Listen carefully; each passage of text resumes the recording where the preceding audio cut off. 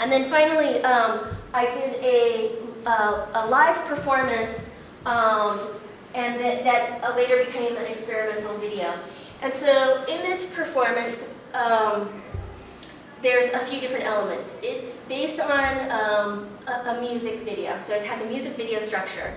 So it's a mashup or a combination of Madonna's song, Hung Up, with ABBA's song, Gimme Gimme Gimme, A Man After Midnight. And those two songs are put together because of the lyrics, and because the lyrics are all about waiting for men who never arrive. And then I'm using a lot of appropriated footage from US war propaganda footage, which is pretty much the only moving imagery that's online that's available within the public domain. So whenever you see camp films, you usually see the same footage. So I'm trying to use that footage, but I'm also trying to make it strange or queer that footage. And then the other element is I'm performing as Jiro and imagining him working in the dining hall and making bread. Like one of the main tasks of cooks, for instance, was bread making. So I make bread throughout the course of this piece. And here is the film. Oops. Oops. The sound is a little bit low.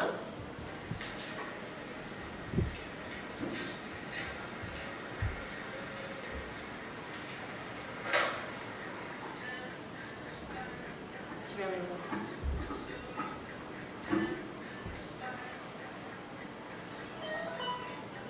Can you hear it at all up there?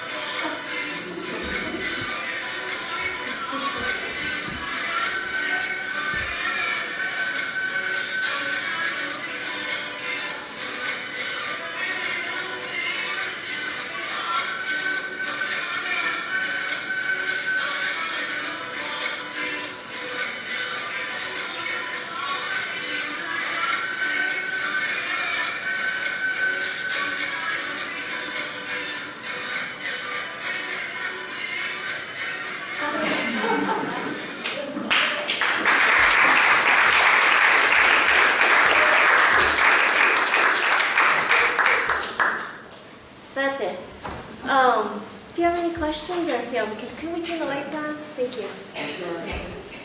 Oh, that was wonderful. Let's see, we'll just turn this off.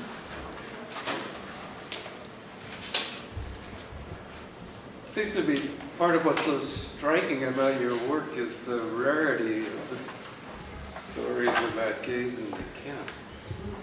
Yeah. Do you know of any others, or anybody know of any of the individuals? Greg just left the room. I mean, I mean, people are finding bits and pieces of stories. For instance, oftentimes they're more of the white teachers, for instance. So there was a white school teacher who ended up being a kind of pen pal with a Japanese-American young female student. And so John Howard thinks about that as a possible romantic friendship or kind of love affair. And then if Greg comes back, he just discovered a story. Do you remember what it is, Amy? But yeah, but again, I mean, there's very little information. But maybe, I mean, one of the reasons why I was hoping to give this presentation here to you all today, because I was hoping that maybe some of you might have information for me. Yes? I'm just curious if anyone, did anyone at the camps know him who wrote about him in any way and then or mentioned it and then worked in that kitchen at least or worked in the laundry? You know, so I tried to contact as many people as I could who were on the list, and I was not successful. But yeah, so I was trying to trace where people ended up or where they said that they were going to, and then look in phone books and different things in terms of trying to find phone numbers. And yeah, I just was not able to find any concrete connections. I'm just curious, since the obviously the laundry would close down with the ones that got sent off to the camps, but when the camps closed, what happened to the people who had worked in the laundries? Any sense of what happened to them? Did they manage to just find something? Did they go into certain professions, or what were they able to find at all in the end?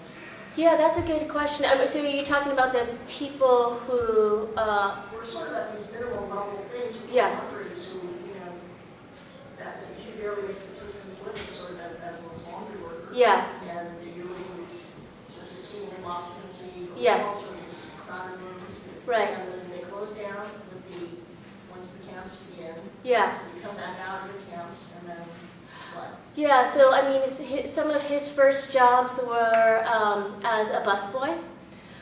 So he actually tried working in Salt Lake City, and then that didn't work out very well for him. So it took him a couple years to get back to San Francisco. And then he did work as a janitor at Kimochi for a while. And then he also worked as a housekeeper / butler for, I believe they think it was someone, a professional, so someone like a doctor, probably a white doctor. But yeah, I mean, I think a lot of people probably went into more kind of service-related jobs. Yeah, but that's a great question. Yes? How did this collection reach the GLBT Historical Society? Yeah, great question. So, when Jiro, during the last 10 or 15 years of his life, he was living at the Lone Star Hotel, which is a residence hotel, and he met a person, Peter Maiku, who was considerably younger, maybe 10 or 15 years younger. He had been in the military and had been stationed in Japan very briefly. And he also had some physical disabilities, so he did not work. So they became best friends, and they kind of did everything together. And the story goes that Jiro had a crush on Peter, but Peter said, we'll have none of that. That was a quote. We'll have none of that.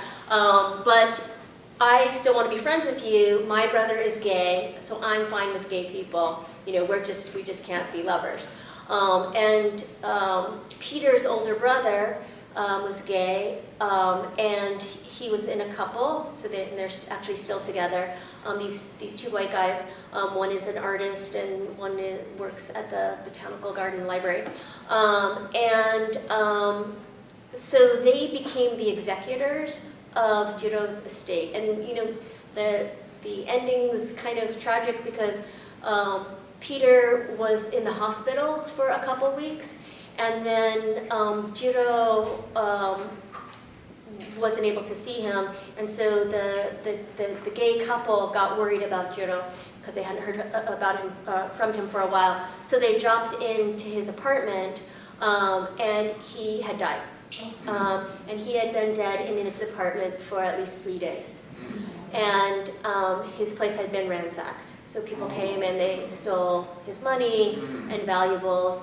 And so they took, you know, photo albums and things that they thought would be, you know, kind of his personal effects. But before that, he actually did set up a will. And he left half of his estate to Peter, his best friend, and half of his estate to Kimochi, because he had worked there and, you know, he had close friendships there. So, you know, and he also named the gay brother as the executor because it was clear that he was sort of healthier and, you know, responsible and these sorts of things. So it is the gay brother's boyfriend worked as a volunteer at the GLBT Historical Society. And so he was the one that asked, or, you know, thought, you know, would the Historical Society want this collection? And, you know, they really thought of Jiro as their gay uncle. So, yeah. Is there a good record, you know, photographic record of Jiro's life post-work? So he took a lot of photos, or there are a lot of photos of him traveling when he's probably in his 50s and 60s. And yeah, so he was able to gain citizenship, and then his passport is filled with travel. So, you know, he would spend, that's what he seemed to enjoy the most, is going on trips, it seemed like mostly with seniors. And he did go to Japan a number of times. It seems like he visited his sister and brother, and that they visited him in San Francisco as well. Did you have contact with these people in Japan about how his life was before 19, when he came here? No, I mean, when they were handling the will, or handling his estate, the lawyers got in touch with the family in Japan, and the oldest brother had also just died. And so it was the niece, or his daughter-in-law. His daughter-in-law handwrote a letter back to the estate saying something like, we're very happy that Jiro's life, you know, he had friends and he was taken care of, and we don't want to claim any of his inheritance, basically. But it was kind of the tone of it was pleasant, but it was a little bit like, we don't want any more conversation. And there seemed to be some complicated things around inheritance and the timeline that could have been a little iffy in terms of which brother died first, and in terms of the family estate, their family estate. So it seems like a complicated history. I think that's often the case where families know something, right? Yeah. But they don't want to disclose. Yeah, yeah.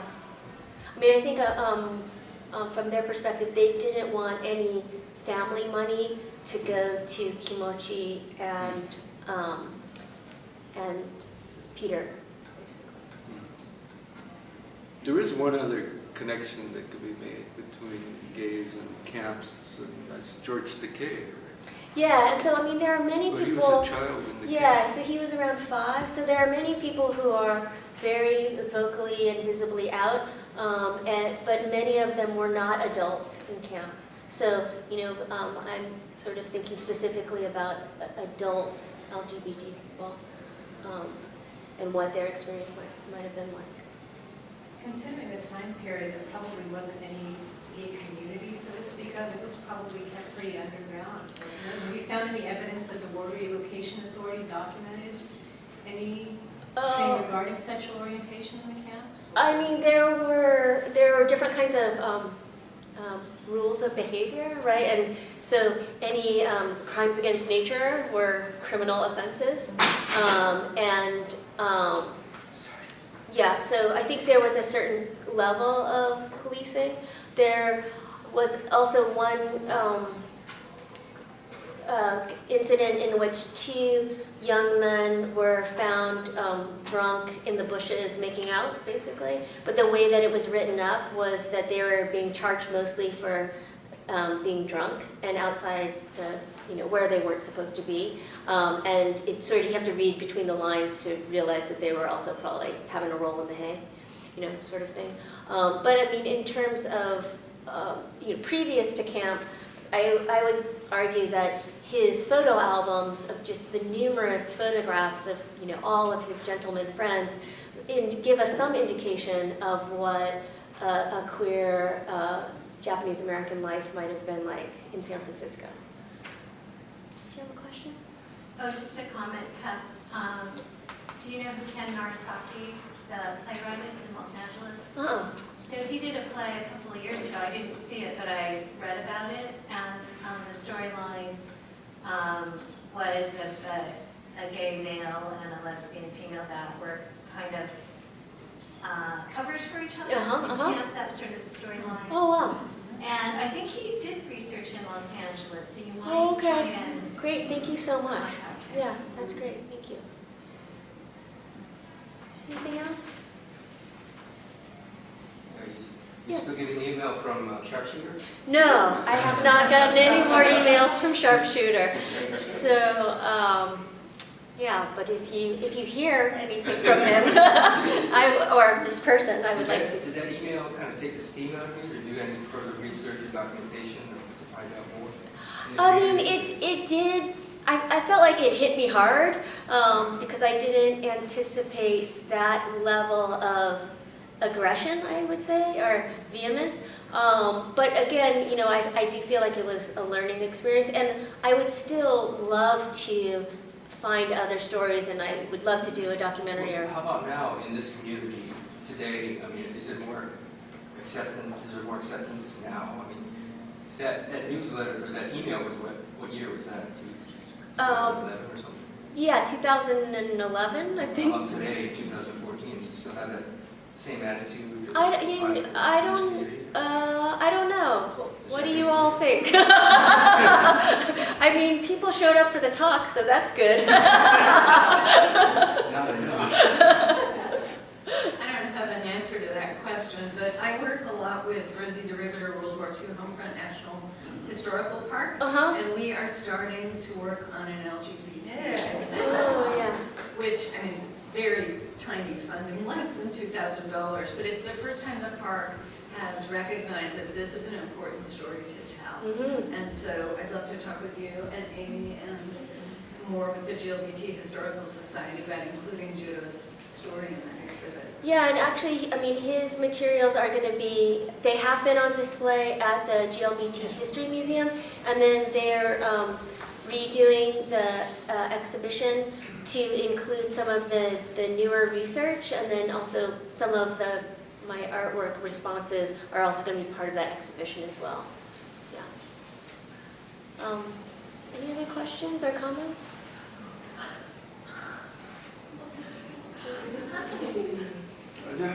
Yeah. Did you say what block he lived in Topaz? Yeah, he was block 3. Oh, you said 3. Yeah, block 3, 5 space C. And he lived with his family or lived alone? He lived with the family, so he lived with the baseball player, Mas Akakagi, and then his mother, and the father was in Santa Fe. The father joined them for about 6 months, and then all 3 of them went to Crystal City. You know, it's interesting because my father, we were in Block 4. Uh-huh. My father was a cook, and I probably worked with him in Block 3. Wow. Yeah. My father, he's gone, so. Oh, yeah. Wow, that's incredible. Any other questions or Comments, comments? questions? Yeah. Well, then I want to thank our guest speaker today for Oh yeah, thank you all for coming.